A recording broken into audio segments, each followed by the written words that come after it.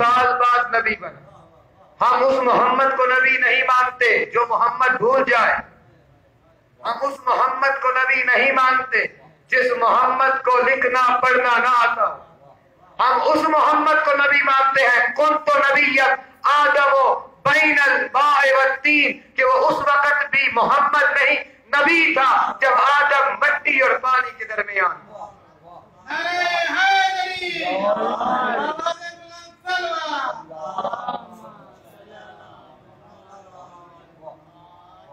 اور جن لوگوں نے کہا نا کہ محمد بھول گیا ہے، محمد پہ ہذیان ہے، خدا نے پہلے محمد کو ڈگری دی ہوئی ہے.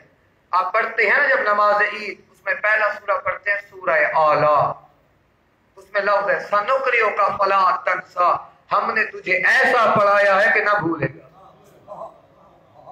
سنقرئک کا فلا تنسیٰ، ایسا پڑھایا کہ تو نہ بھولے گا. خدا یہ کہہ رہا ہے، اور یہ لعنت خدا کا مصداق کہہ رہا تھا، مصداق کہہ رہا تھا کہ نبی بھول گئے. جو 40 سال بعد نبی کا کہتے ہیں، 40 سال اعلان نبوت ہے. اچھا، نبوت اور رسالت میں ایک فرق بیان کر دوں. نبوت اور رسالت میں ایک نئی بات. نبی کسے کہتے ہیں، رسول کسے کہتے ہیں؟ نبی منصب سے ہے، رسول کام سے ہے. رسول کا میں پہنچانا، اسی لیے رسول وحی کہا جاتا ہے حضرت جبرائیل کہ ملائکہ میں یہ رسول ہے.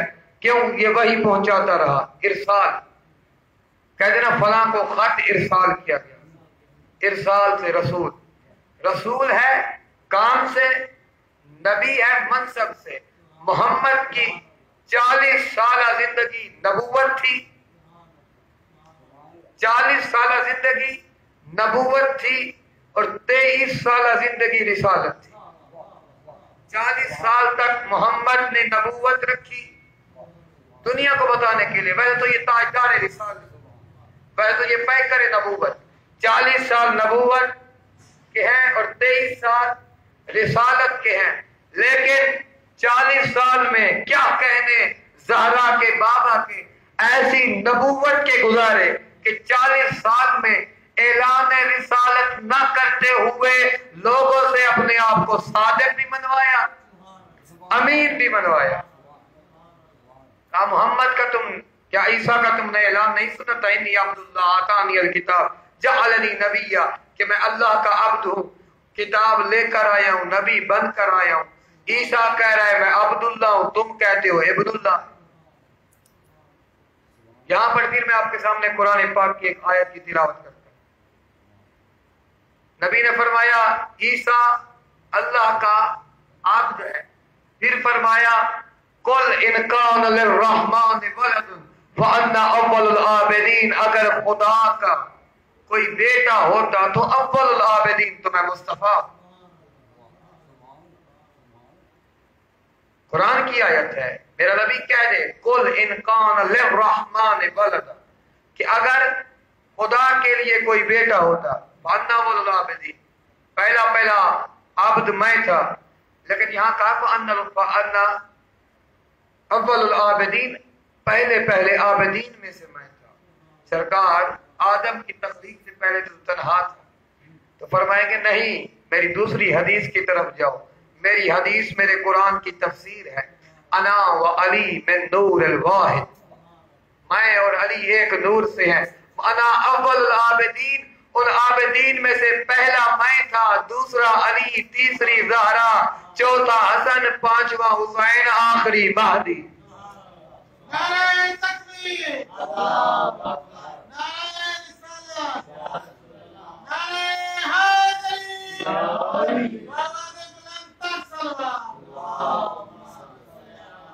اب جب نبی نے اعلان کر دیا، 3 آیتیں سورہ مریم کی سنا دی محمد مصطفیٰ احمد مجتبیٰ نے، اس کے بعد یہ لوگ نہ مانے. اب یہ نہ مانے نا تو سرکار نے کہا کل مباہلہ ہوگا، کل مباہلہ ہوگا. مباہلہ کا ایک مطلب ہے ہلاکت. ثم نبتہل یعنی ایک دوسرے کے لیے ہلاکت کی بد دعا کرے. بعض نے اس کا معنی نفی کیا ہے، ایک دوسرے پر نفرین کریں گے، لعنت کریں گے۔ اب یہ دونوں دعوے، دونوں باتیں اپنی جگہ صحیح، جو لانتی ہے وہی ہلاک ہے، ہلاک ہونا ہی اسی میں ہے جو لانتی ہوگا۔ تب یہ جب نبتہل کا سرٹیفکیٹ دے دیا، اب جانے لگے۔ میں یہاں آج کے اس مومنین کو لے کر مدینے کی طرف منہ کر کے کہتا ہوں، وہ کملی والا، اول ضحیٰ کے چہرے والا، اول لیل کی زلفوں والا، اولم نشرہ کے سینے والا، وما ینطق کے ہونٹوں والا، جب تو نے کہہ دیا انی عبداللہ آتانی الکتاب جعلنی نبیہ، جب تو نے قرآن سنا دیا تو کہہ دے کتاب کافی ہے، کہہ دے حسبنا کتاب اللہ، ہمیں کتاب کافی ہے۔ کل مباہلہ کیوں کروا رہا ہے؟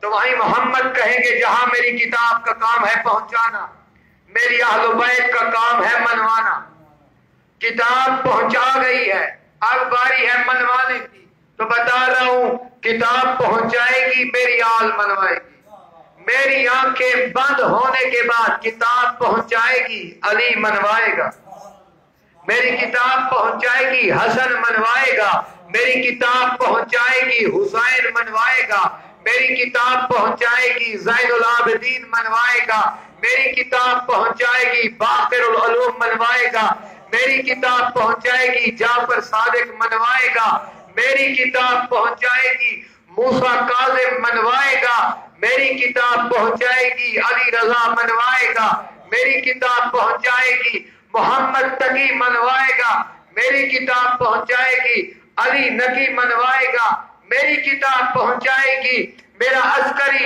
منوائے گا۔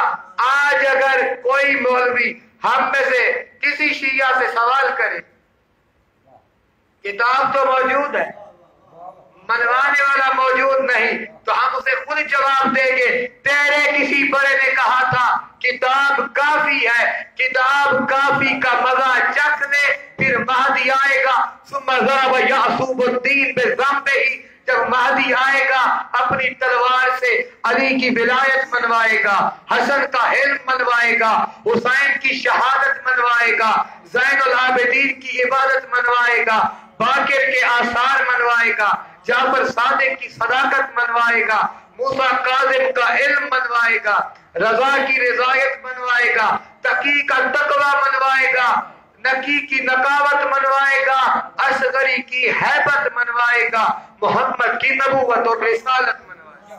نعرہ حیدری، نعرہ بلند صلوات۔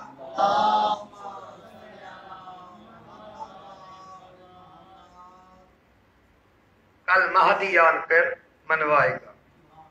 اب چلا ہے یہ قافلہ، اب قافلہ یہ چلا ہے مباہلہ کے لیے، واقعہ یاد ہے، چلا ہے، اب چلا ہے، اب کیا سلسلہ ہے؟ آگے آگے محمد مصطفیٰ، درمیان میں سیدہ زہرا، پیچھے علی مرتضیٰ، ہاتھوں میں حسین، دائیں انگلی سے حسن۔ میرے خیال میں خدا کے رسول نے انگلی سے اس لیے پکڑا، کل میرا حسن جو انگلی ہلائے گا صلح کے لیے بتا دوں آج میں دے کے جا رہا ہوں۔ یہاں پر میں نے جب حسن مجتبیٰ کی زندگی کا مطالعہ کیا تو حسن مجتبیٰ کو 14 میں سے کریم کہا گیا ہے، حسن مجتبیٰ کو 14 میں سے کریم کہا گیا ہے۔ میں سوال کرتا رہا اپنے ذہن میں اور کتاب سے بھی پوچھتا رہا کہ اے کتاب، علی بھی کریم ہے لیکن علی کا لقب کریم اہل بیت نہیں، حسین بھی کریم، حسین کا لقب اہل بیت میں سے کریم نہیں، زین العابدین بھی کریم، محمد باقر، جعفر صادق، موسیٰ کاظم، علی رضا، محمد تقی، علی نقی، حسن عسکری، تمام پہ صلوات پڑھ دیں۔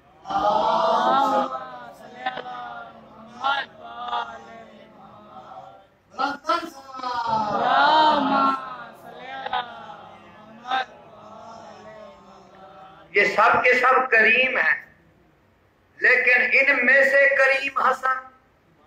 تو جب میں نے حسن کی زندگی کا مطالعہ کیا تو مجھے ایک جملہ ملا، حسن وہ ہے جس کے لیے 2 بر اعظموں کی سلطنت انگلی کی حرکت کے برابر، 2 کی سلطنت انگلی کی حرکت کے برابر، باقی کریم ہیں بے شک، حسن اس کریم کو کہتے ہیں جو باپ کے قاتل کو خیرات میں سلطنت دے دے، جو باپ کے دشمن کو خیرات میں سلطنت دے دے، اس کریم کو حسن کہتے ہیں۔ اب ہاتھوں میں حسین ہے، میں کہتا ہوں حسنین کے نانا حسین کو ہاتھوں میں کیوں اٹھایا ہوا ہے؟ فرمائیں گے حسین کی پیشانی پہ ہے 9 اماموں کا دودھ، حسین نہیں پوری امامت اٹھائی ہوئی ہے۔ اب آگے مصطفیٰ، پیچھے مرتضیٰ، درمیان میں زہرا، نبوت کے قدموں کے نشان پہ رکھے زہرا نے قدم، زہرا کے قدموں کے نشان پہ رکھے مرتضیٰ نے قدم، مصطفیٰ کے اور مرتضیٰ کے قدموں کے پردوں میں رہے زہرا کے قدم۔ کیسا مقام ہے زہرا کا، کیسا مقام ہے زہرا کا۔ یہ تھا پردہ زہرا کہ نبی نہیں چاہتے تھے زہرا کے قدموں کے نشان پر کسی غیر کی نظر پڑے۔ رونے کے دن آ گئے ہیں۔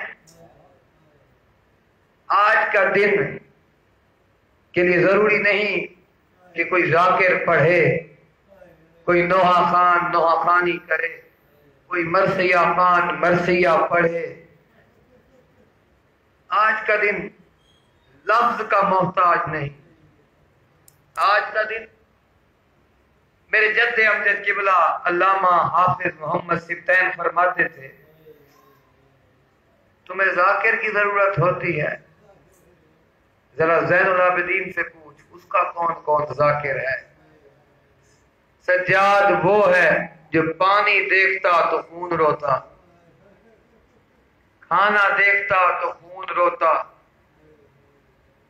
کسی مدینے والے کا انتقال ہوتا اس کی موت کا سنتا تو خون روتا، کسی پردہ دار کے سر پہ چادر دیکھتا خون روتا، کسی بچی کے کان میں در دیکھتا تو خون روتا۔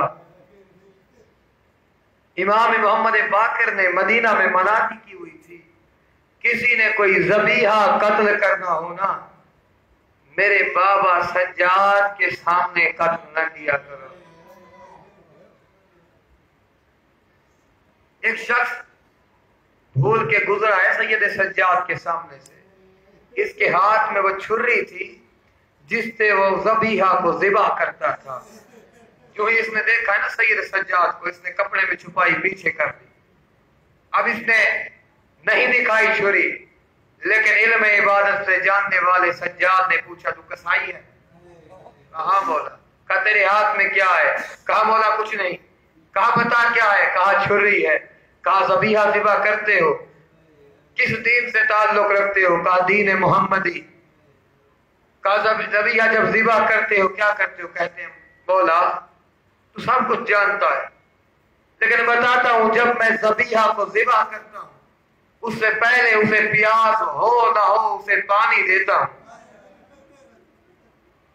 اسے پیاس ہو نہ ہو اسے پانی دیتا ہوں، دیکھتا ہوں اس کے خاندان کا اس کی جنس کا کوئی حیوان اس کے سامنے نہ ہو، اس کے سامنے اس کے کنبے کے سامنے اسے میں ذبح نہیں کرتا۔